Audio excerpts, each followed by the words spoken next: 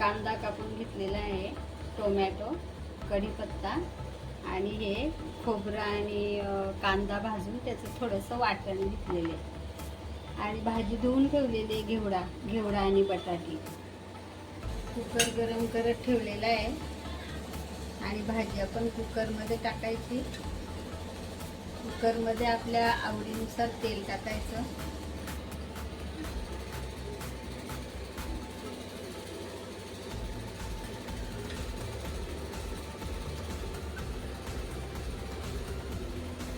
आणि 4 पळ्या तेलाच्या घेतल्या.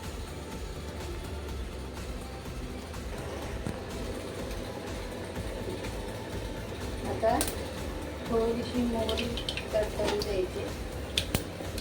मोहरी तडतडल्यानंतर थोडं हिंगाची फोडणी द्यायची.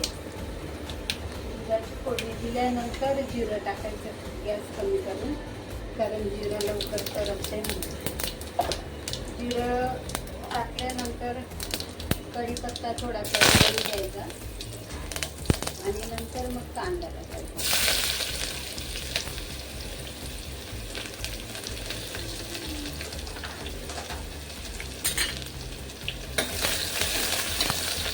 कांदा थोडा लालसर झाला ना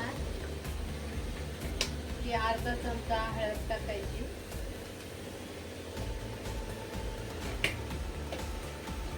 आणि आपल्या आवडीनुसार आपल्याला कसं तिखट पाहिजे, कमी तिखट पाहिजे त्यानुसार लाल तिखट टाकायचं.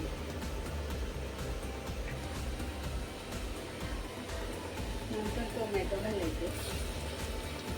टोमॅटो घातल्यानंतर हे भाजी फेटली द्यायची.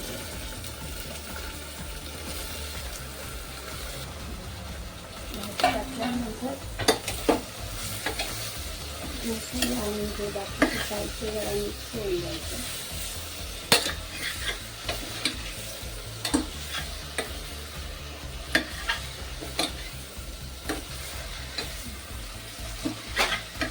हे टाकल्यानंतर मग थोडं वाटण टाकायचं.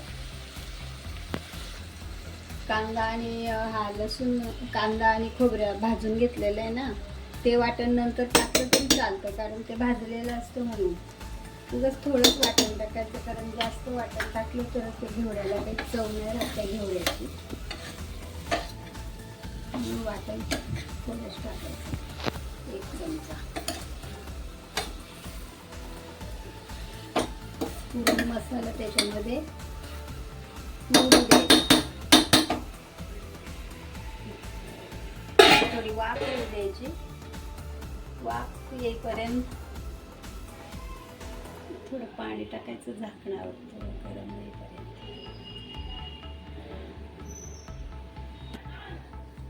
पाणी थोडं गरम झाले ना ते सोडायचं, थोडं सोडायचं, कारण आपण वरण भातासोबत ही भाजी खाणार आहोत ना, किंवा भाकरीसोबत, तर जास्त रस्सा नाही करायचा.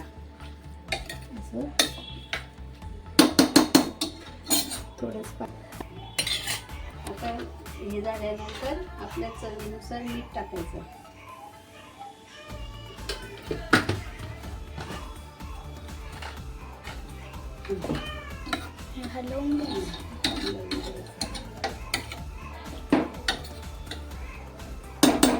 आणि कुकरमध्ये भाजी घातली की नाही, मग आता 1 शिट्टी येऊन द्यायची फक्त आणि मुरतंय सगळं.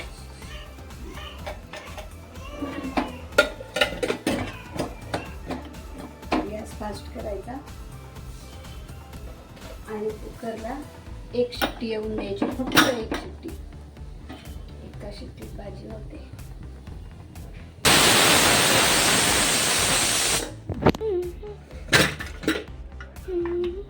भाजी तयार 1 शिट्टीमध्ये.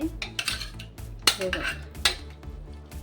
पाणी एवढंच टाकलं पुरण? हो, वरण भात आहे ना म्हणून. हे बघ, घेवडा, बटाटा आणि टोमॅटो त्यात थोडं रस्सा पाहिजे का तुला? हो.